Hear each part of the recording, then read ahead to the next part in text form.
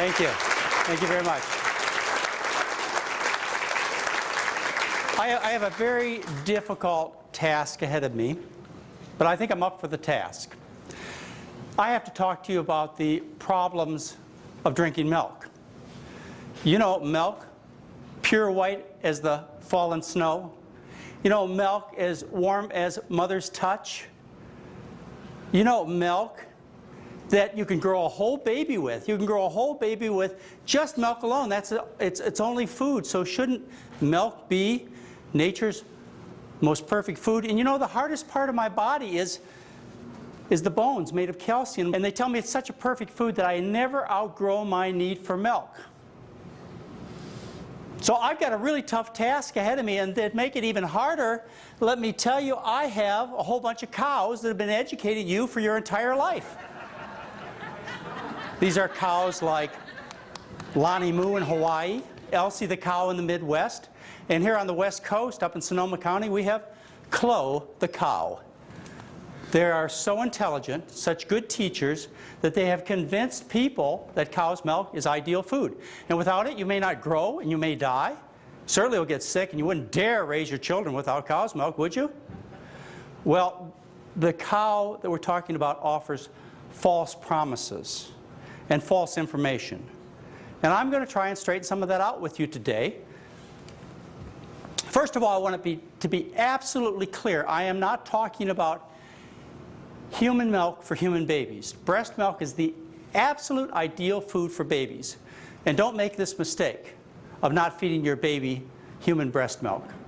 If you do make that mistake and you decide that you're going to feed formula, as is often encouraged, sad to say, by some well-meaning nurses and doctors and hospitals, that's changing, fortunately, but still not enough women breastfeed. But if you happen to be discouraged in breastfeeding, or you know somebody who is, think about what they face in terms of potential problems.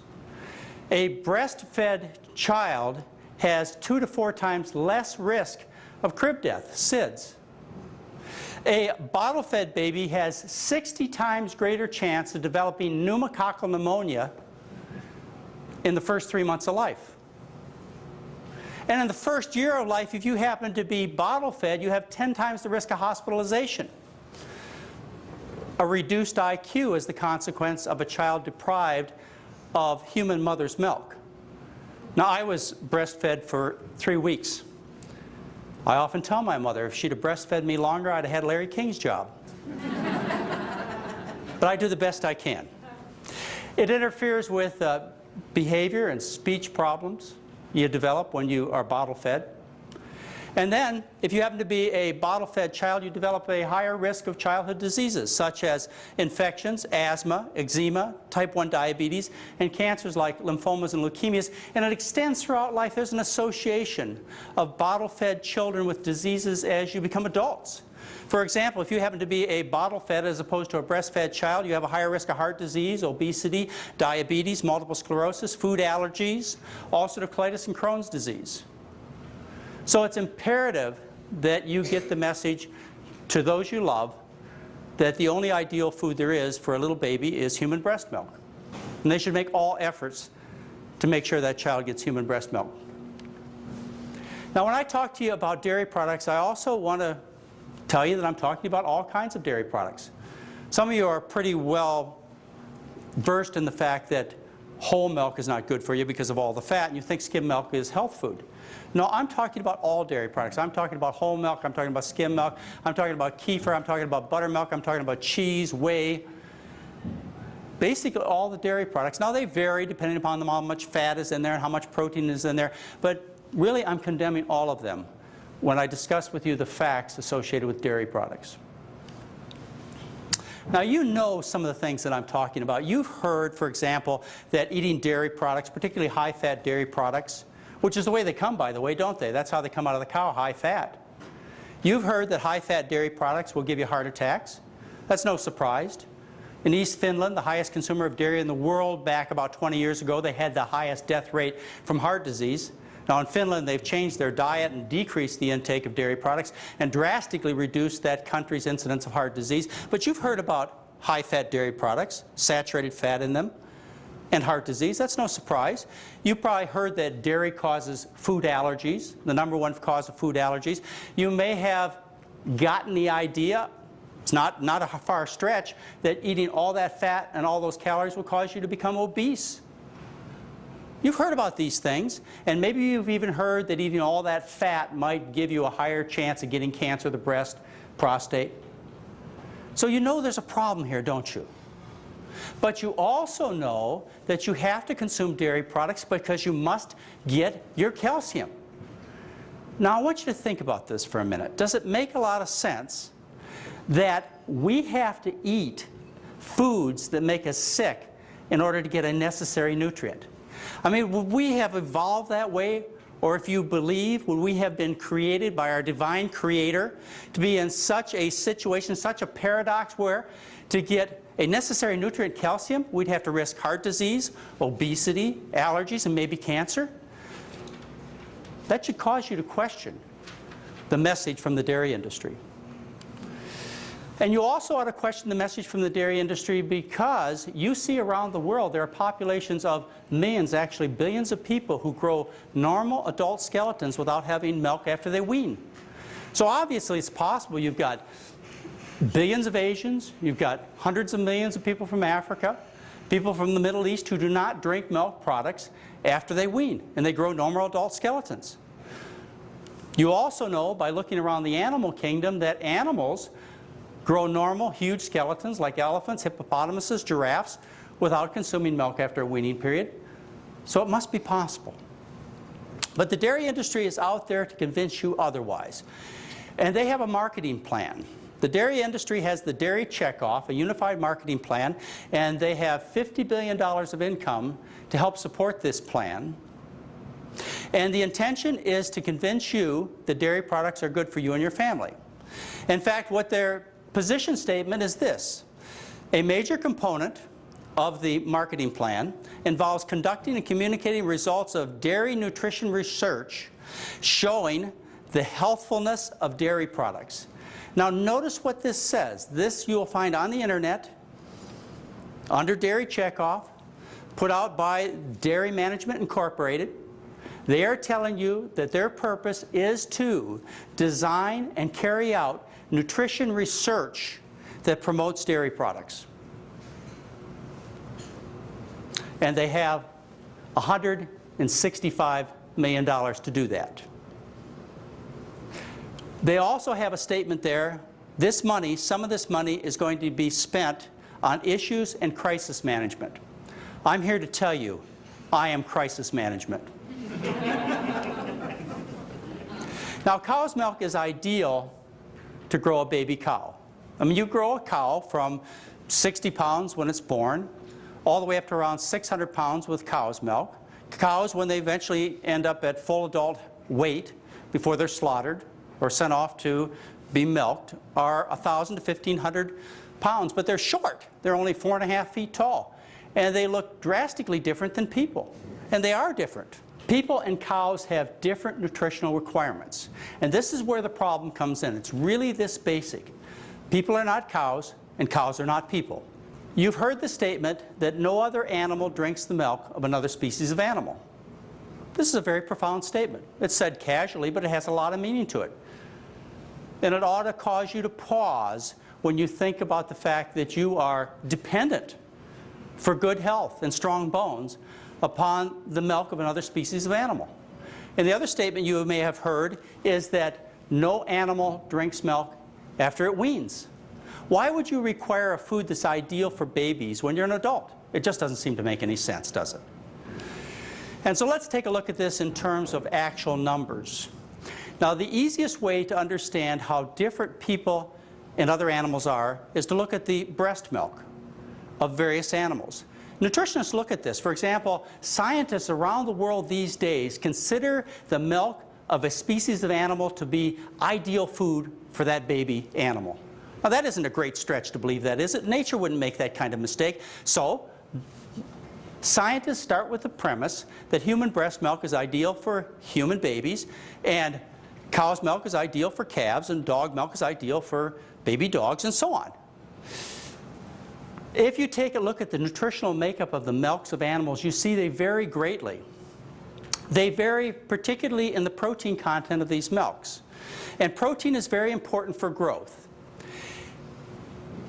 And the amount of protein you have in an animal's milk reflects how fast that animal grows. In other words, if you have an animal that grows rapidly, you have a high protein content. An animal that grows slowly, you have a low protein content in that animal's breast milk. And so let's look at some figures. For example, humans have 1.2 grams for 100 grams of milk. And the doubling time for a human, in other words, the time to double in size for a human being, is about 3 months. If you take a look at a horse, its protein content is double of that of a human. It's 2.4 grams per 100 grams, and it doubles in size in 60 days. If you take a look at a cow, its protein content is 3.3 grams, and it doubles in size in 47 days. Look at a dog. Its protein content is 7, and it doubles in size in 8 days. And how about a rat? The protein content of a rat's breast milk is about 11 times greater than a human breast milk, and a rat baby doubles in size in 4.5 days. So obviously the nutritional makeup of that milk is set to be ideal for that particular animal in its greatest time of growth. That's the time that all animals grow most, is when they're little babies. Why would your nutritional requirements be any greater when you're not growing at all, say as an adult? Take a look at some of the other nutritional differences between human milk and cow's milk. For example, human milk has about 1/4 the calcium as cow's milk, and phosphorus, and sodium, and potassium. The nutrient content of human milk is very small compared to that of cow's milk for a very obvious reason. You've got to put a lot of nutrients, a lot of protein into that baby cow to get it to grow so rapidly to adult size. Whereas a human being, it grows very slowly. To make an adult human takes about 17 years. So we don't require that high a nutrient content. As a matter of fact, it's unhealthy to provide excess nutrients to a developing baby, as we'll see. One warning to you. You may not get the message that it's unhealthy to feed humans cow's milk, but I guarantee you there's a humane society out there that'll get you if you feed cows human milk. Because it has 1/4 the protein a cow needs and 1/4 the calcium. And they wouldn't grow, and they might die. The dairy industry has a primary campaign out there to teach you that the way to have strong bones is to drink milk. As a matter of fact, they basically tell you if you don't drink milk, you're going to have weak bones, you're going to have fractures. They even have an advertisement of somebody's arms being pulled off because they didn't drink enough milk. What an exaggeration. But they certainly make the point very strongly, don't they?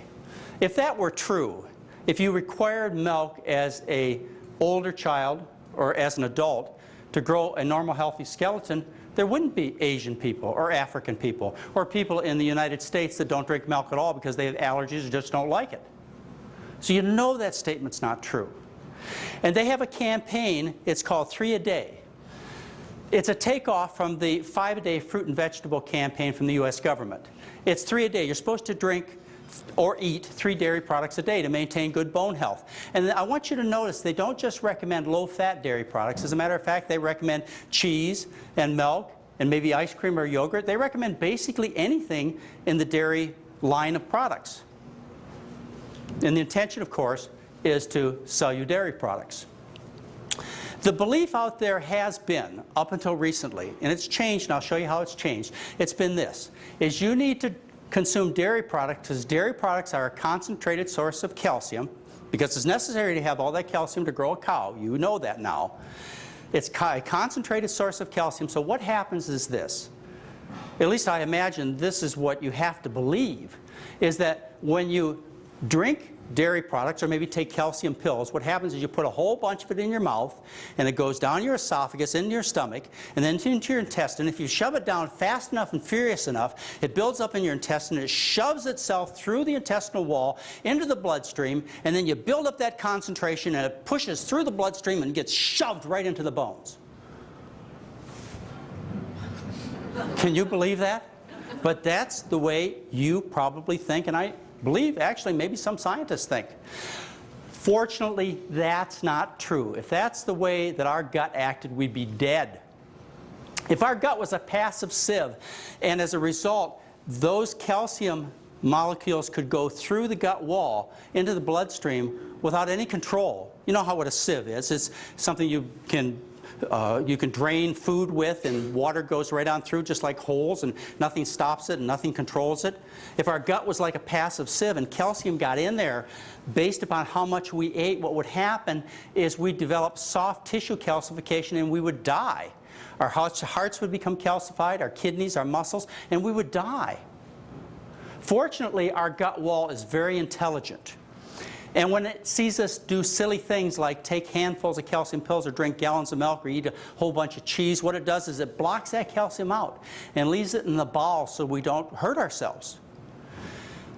Now that gut wall is so intelligent that when we eat a lower calcium diet, and I say lower because there's no such thing as a too low calcium diet. Why can I say there's no such thing as a too low calcium diet? Because there has never been a case of dietary calcium deficiency ever reported in the world literature. In other words, no one has ever eaten a diet that was so low in calcium that they didn't have enough and as a result developed a disease. And I know you're thinking, I must have missed something. I'm missing osteoporosis here. But we'll continue this story and you'll see that I'm not missing that. So what happens when you eat a lower calcium diet, like the Japanese, Chinese, people from Africa do, without dairy products, without taking calcium supplements, is what happens is the gut wall reaches out, grabs that calcium that's in the food, pulls it in, and always meets our needs. Let's take a look at the calcium recommendations worldwide. First of all, basic science says that you need about 150 to 200 milligrams of calcium a day. Even if you're pregnant or nursing a baby, you need about 150 to 200 milligrams of calcium a day. When you look around the world at various populations of people, what we find is that in underdeveloped countries, the people consume about 300 to 500 milligrams of calcium a day.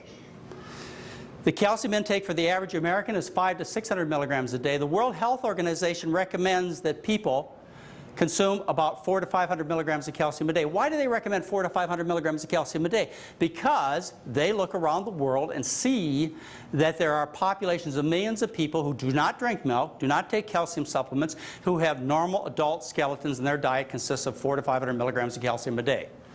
They could come to no other conclusion.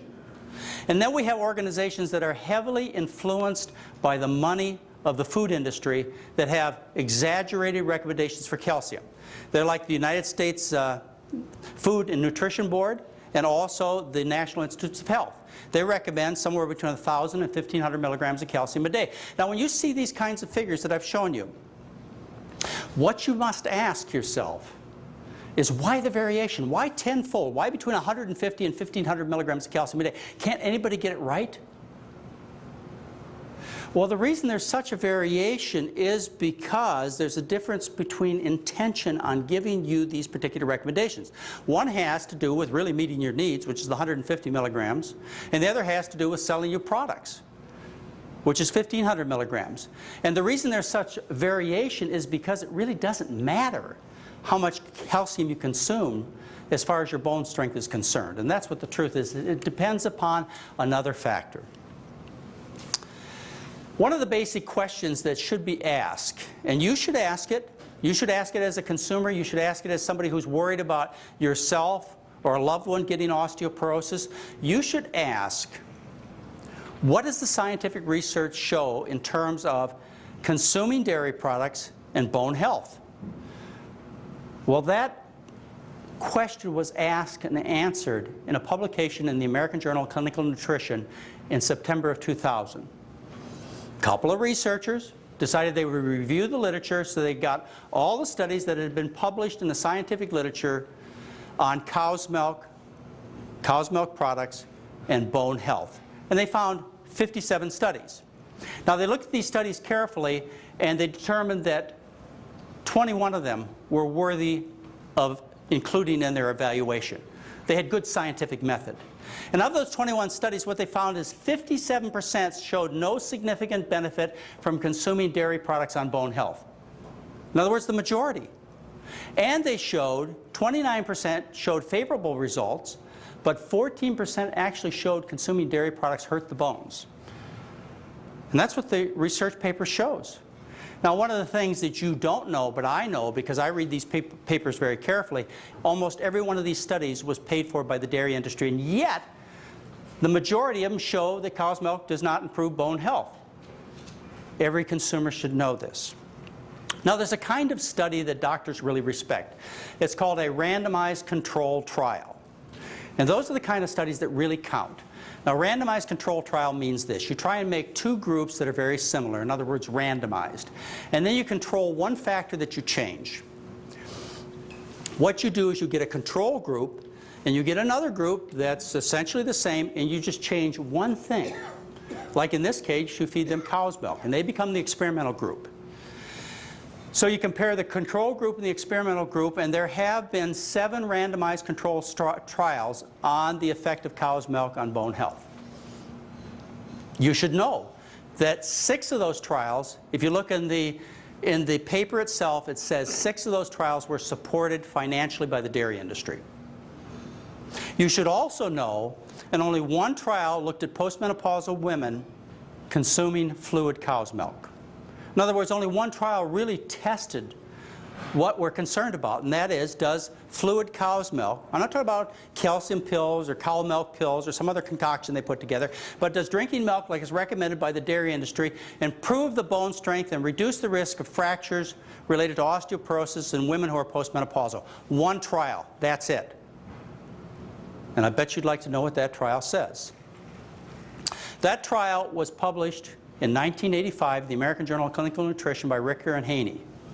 That trial showed that the bone strength was actually hurt by consuming dairy products. So they fed them 3 8 ounces of skim milk a day for a year to supplement their calcium intake. And when they got done studying these women, they found out that they were consuming over 1,400 milligrams of calcium a day, those in the experimental group. And yet they also found that these women were still in negative calcium balance. In other words, they lost more calcium through their urine and feces than they absorbed into their body. That's what the one study that looks at postmenopausal women consuming fluid milk shows. Look at what happens when you change from whole milk to skim milk. When you change from whole milk to skim milk, whole milk is actually 50% fat. You may not realize this. You may think whole milk because you see it in the store. You see on the carton it says 3.5% fat. You may say, well, that's really low fat. That's not true. They may advertise it as 3.5% fat, but what that means is that if you weigh the milk, which is mostly water, then 3.5% of the weight comes from fat. Well, you don't eat food based on weight, do you? You don't eat a 5-pound diet. You eat a 2,000 calorie diet. So if you look in terms of calories, which has to be the common denominator, what you find is of the calories that are present in whole milk, half of them are fat. All right, so all that fat's not so good for you. It makes you fat, increases your risk of heart disease, maybe cancers. So what they do is they take the fat out. When they take the fat out, they make low-fat milk, which is advertised as 2% fat. But really, that's 31% fat based on calories, which is what we're really counting here. And when you take all the fat out, now you have skim milk. But look at what happens when you take the fat out of the milk. When you take the fat out of the milk, you increase the relative concentrations of protein and also the milk sugar lactose. And this is where you get into some of the problems with the dairy products, is the protein content. You increase the protein content of the milk from 21% to 41% when you go from whole milk to skim milk. So we're feeding a high protein supplement to these postmenopausal women. All right, the study results. Published in the American Journal of Clinical Nutrition 1985 by Ricker and Haney. They, by the way, are employees of the dairy industry. The research is funded by the dairy industry, and yet this is what they said. The protein content of the milk supplement may have a negative effect on calcium balance, possibly through an increase in kidney losses of calcium or through a direct effect on bone resorption. Now I want you to note these words that are in the study. They recognize, back in 1985, researchers paid for it by the dairy industry, recognized the fact that protein has a detrimental effect on calcium balance and the bones. Now, this is important for our further conversation. And they go on and they say this may have been due to an average 30% increase in protein intake during the milk supplementation. You see, when you add that skim milk, which has a high protein content, you increase the amount of protein in the overall diet. which negatively impact the bones, which actually was shown in their research. Now you may ask yourself, that study was done in 1985. Why don't they repeat the study? Well, would you? Let me explain to you how you get osteoporosis.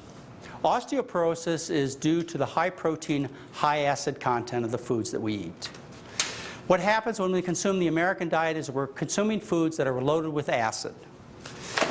Now you can determine that by taking foods, you can grind them up and you can measure the pH and see how much acid is in the food.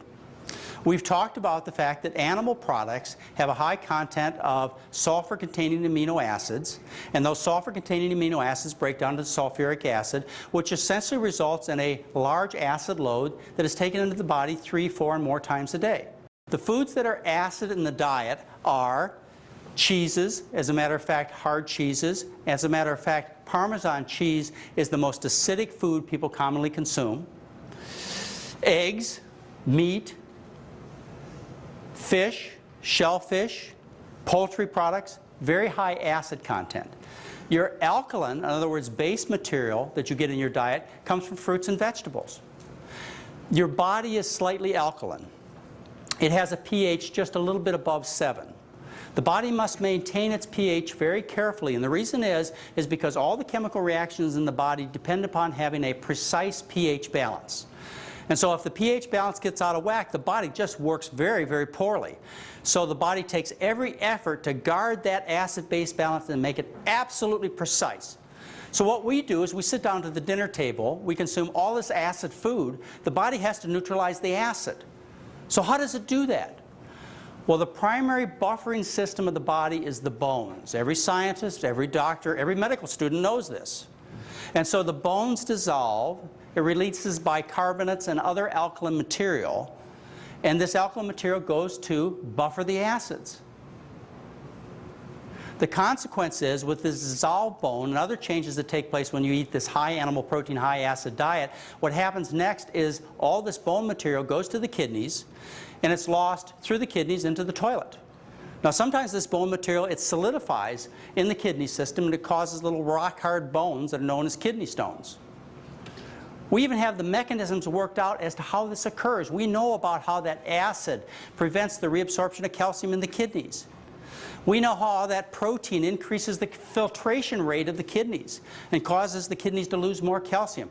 We know how sulfur-containing amino acids like methionine paralyze the kidney tubules so they can't reabsorb the calcium. We know all these things. This is research that's been worked out for 20 or 30 years.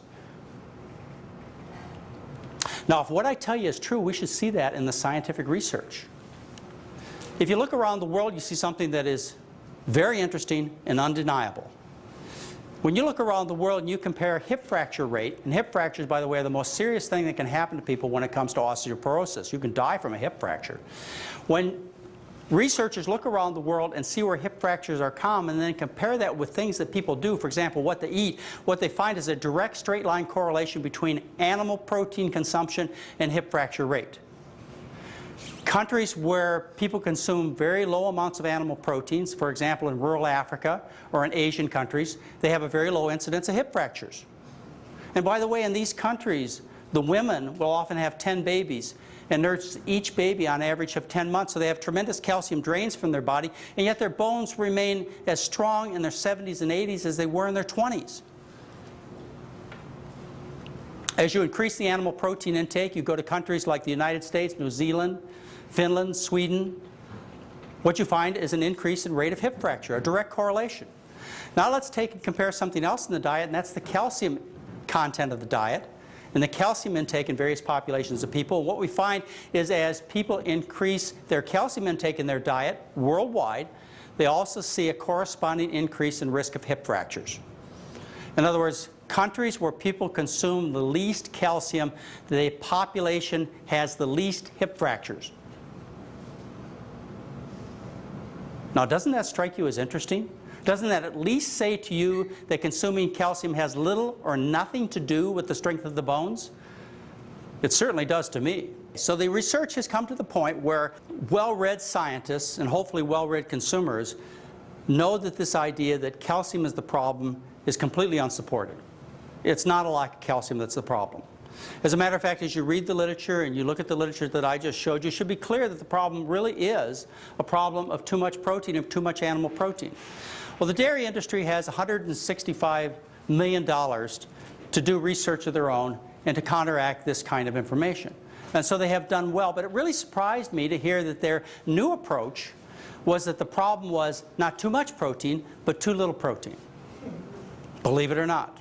And so they have put a lot of money into proving that protein is really good for the bones and not bad for the bones, as the bulk of the scientific research shows. Let me explain to you how they do this. How do you show that protein is actually good for bones as opposed to bad for bones? Well, the first thing they do is they design experiments where they look at populations of people where these people also eat a lot of vegetable foods. Lots of fruits and lots of vegetables, which are very alkaline. And once you neutralize the acid from eating all these vegetable foods, then the effect of protein does seem to build the bones. So maybe the dairy industry is right. Maybe the meat and the pork industry are right. Maybe protein really is good for the bones. When you set up the experiment that way, they also take it to the laboratory. And what they do is this. They take populations of people in a laboratory setting and they give them antacids, like Citracal. And they neutralize the acid from their diet. And then they find as they increase the amount of protein in the diet, under these manipulated experiments, as they increase the amount of protein in the diet, they find that these people have characteristics of stronger, healthier bones. Seems like the dairy industry's finally got their mechanism. They can finally prove to us that dairy products are good for the bones. They finally worked it out so scientists like myself and other researchers can really understand that dairy products are good, since the calcium theory is just complete nonsense. Well, let me carry this a little bit further. What they discovered is that in dairy, in particular dairy, but also all high animal protein foods, is a growth hormone called insulin-like growth factor 1. Insulin-like means, if you look at it chemically, it looks like insulin, and it's a powerful growth stimulant. And so what they have decided is that what happens is when you feed higher protein diets, and this is what the pork and the beef industry are thinking, you feed higher protein diets, then we make more insulin-like growth factor 1, which promotes the growth of the bones. So they're getting their theory all intact. Everything seems to be working out well there. And they've even proved it in terms of various studies. Particularly when it comes to dairy products. They've done one study on adolescent girls, and they've done one study on postmenopausal women, and they've actually measured the amount of insulin-like growth factor 1 in the blood. And what they have found is that when you feed dairy products, you increase the amount of insulin-like growth factor 1 by about 10% in these women and young girls. And they just did a study on young boys. They actually tried to find out whether it was the protein or whether it was the dairy products that was really raising this hormone level. And so they took comparable amounts of protein, either as meat, low-fat meat, or as dairy products. And what they found is the dairy products increased the amount of insulin-like growth factor by about 19% in these young boys. So finally, the dairy industry is vindicated. They have explained the mechanism as to how eating dairy products cause you to have stronger bones. Now, of course, it's very important that you neutralize the acid first, either by taking antacids or by eating a lot of fruits and vegetables for this to have any overall effect. So what counter do I possibly have to this? Well, the counter is in the overall problems that people are going to develop who buy into this message. And that is that insulin-like growth factor 1 is a growth stimulant. Yeah, it probably grows bones and grows bodies and grows lots of things. And one of the things it grows is cancer. In fact, one of the strongest promoters of cancer that researchers are studying these days is insulin-like growth factor 1.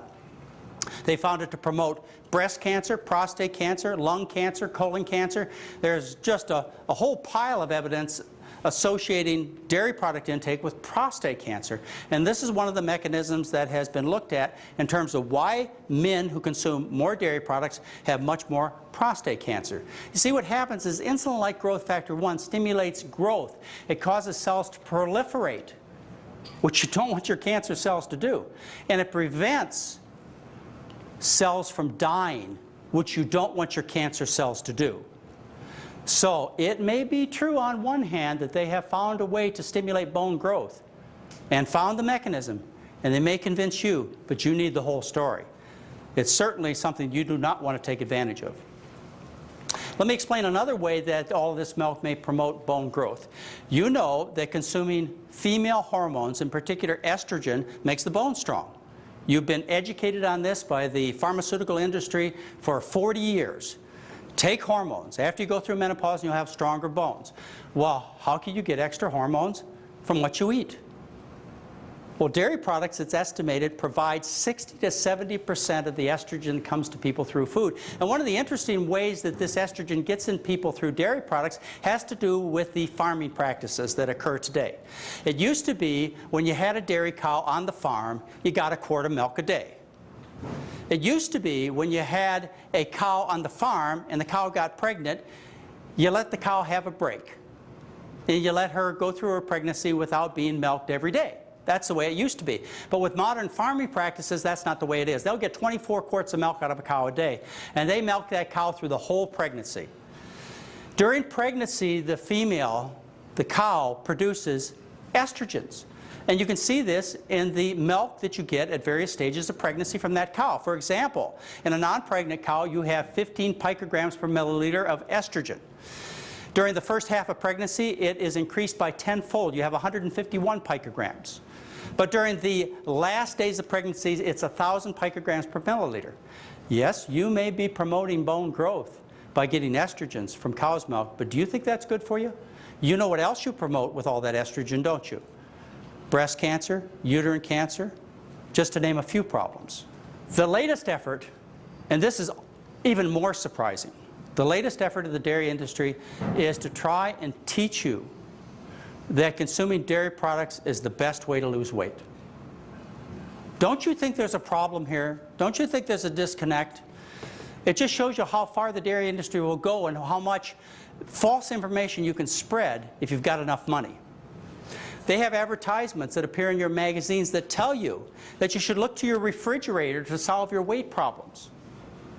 Now, the researchers who publish the research are in the pockets of the dairy industry. They pay for this research.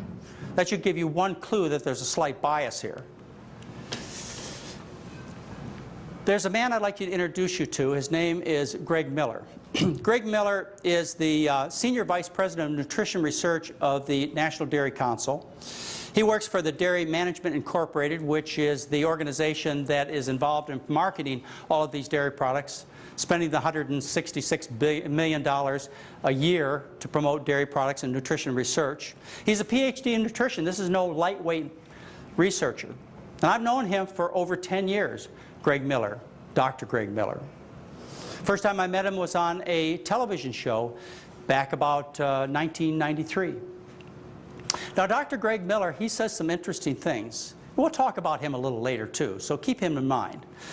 One of the things that Dr. Miller says on the internet, he says independent research confirming dairy's role in weight reduction is mounting. He tells us this helps to position dairy foods as part of the solution to America's growing obesity epidemic, Greg Miller says. And he tells us informing the public about dairy's role in the fight against obesity. Really, this is the bottom line. Dairy's role in the fight against obesity will help increase consumption of milk, cheese, yogurt, among other dairy products. Notice they don't just say consuming low-fat milk would be good for weight loss. They mention all the dairy products Dr. Greg Miller does. What is the purpose of cow's milk? The purpose of cow's milk is to grow a cow from 60 pounds to 600 pounds. How all of a sudden did cow's milk become the new anti-obesity drug? The miracle weight loss product of the 21st century. I just cannot understand it. How could you take such a leap in understanding and common sense? Well, if you've got $166 million, you can do anything, I guess.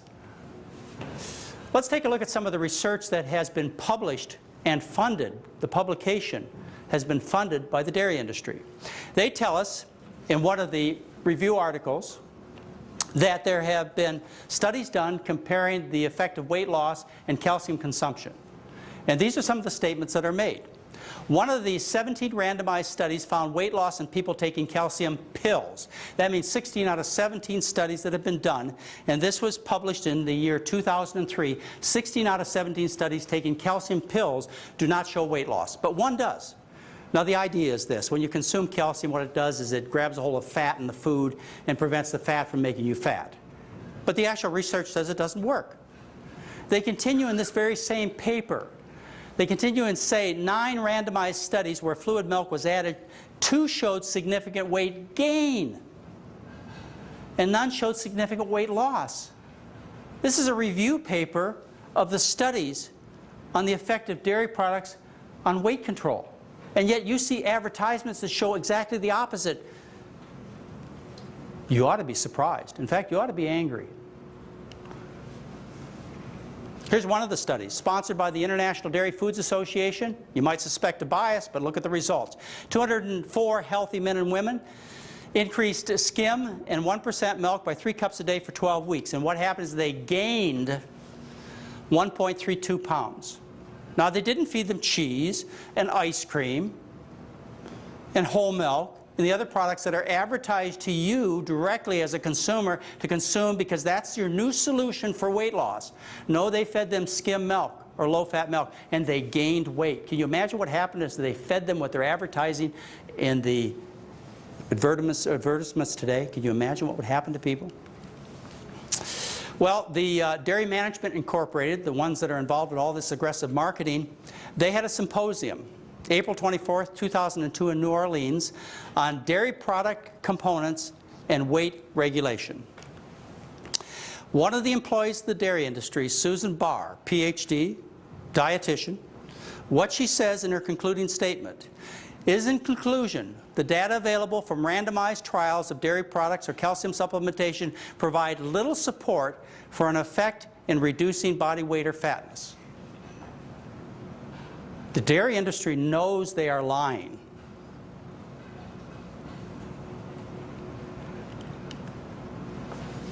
Everything you once believed about nutrition is now false. There are no limits to where the dairy industry will not go in terms of spreading misinformation. The dairy industry has teamed up with the National Medical Association to write articles about this statement, by the way, you can find on the internet, to write about the role of dairy in helping reduce the risk of heart disease, hypertension, and other serious health issues. Can you believe this?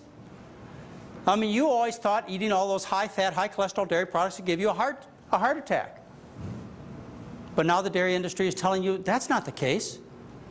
And they have credibility. They have teamed up with the National Medical Association. Would you like to know who the National Medical Association is? I wanted to know. The National Medical Association promotes the collective interests of physicians and patients of African descent. Now, what do African Americans have in common in terms of health and dairy products? Lactose intolerance. They get diarrhea, stomach cramps, and gas. 90% of them are lactose intolerant. How in the world does the dairy industry, who promotes a product that makes African Americans sick, gets teamed up with the National Medical Association? How does that happen? They lose weight. I won't even offer the answer for you, but it comes in the form of $166 million, at least in part.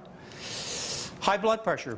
Here's a review article paid for by the dairy industry where they looked at the studies on high blood pressure. They tell you the way to reduce your blood pressure is to eat more dairy products. So these researchers, funded by the dairy industry, they looked at the studies. 67 studies were found. 47 were worth really looking at because they had decent data. The decrease in blood pressure was found to be about 1/1 millimeter of mercury. Do you know that in our program, in about 72 hours with people who have definite high blood pressure, we drop their blood pressure 23/14 millimeters of mercury in about 3 days, and we get almost every one of them off medication? And the dairy industry is bragging about a 1/1 millimeter drop in blood pressure? Certainly in their advertisements, the message comes across a lot different than what the scientific research really shows. So the dairy industry is spending $166 million annually to give you false information. They're telling you things that you may have believed up to this day, but the scientific research does not support. They're telling you that dairy products are proper for human nutrition. You know that cannot be true. These products are designed for cows, and you are not a cow. They tell you it's necessary to have calcium, and you know that's not true. You look around the world and people have strong, healthy bones, and they do not consume dairy products. They tell you these dairy products are necessary to prevent osteoporosis. Well, if that was true, we wouldn't have Asians or Africans in this country, at least no elderly ones. And it's an effective weight loss program. I guess they're just trying to see how far they can go, to see if there's really any limits where consumers will stand up, and maybe even a government agency will stand up and say, you can't do this anymore. I don't think they've reached the limits. I don't know what they'll say next, but I won't be surprised based on what they've said in the past. But what you need to know is that dairy products are a serious health hazard. Dairy products are not necessary for good health. But I really haven't completed my message to you. All I hope I have done is convince you of the fact that dairy products are not necessary for your personal health. These are not necessary foods to have strong, healthy bodies. Hopefully I've gone that far with you. What I'd like to do is I'd like to carry on this conversation, and I'd like to tell you the real downside of consuming dairy products. You need to know what the real impact is in terms of your health. And I'm going to tell you that in just a moment. Thank you.